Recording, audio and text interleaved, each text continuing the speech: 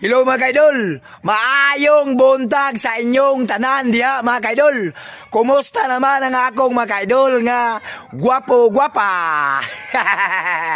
Oh, hahay! Mga kaidol, napagaw ko mga kaidol, pero okay na gyapon.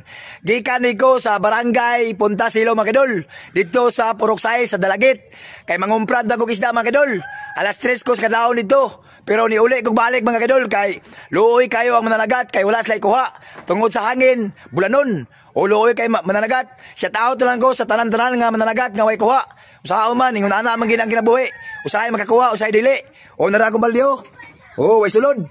O niuli na lang ko mga kaidol. Niuli na lang ko. O basta way kuha ang mananagat mga kaidol. Ako po di ko kasuroy sa isda sa mga bukid. Nadlay nagpa-shout out idol. Shout out ko idol. Jbert Sabala from Gawgaon. Oy, may buntag na sa imo idol. Shout out po kanimo.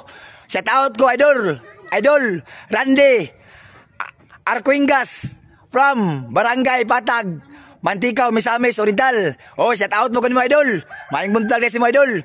Shout out ko idol Jojo Mangliburay, taga Barangay Punta Silom. Oy, amigo ko ni, gwapo kay nga tao ni. Di lang nga gwapo.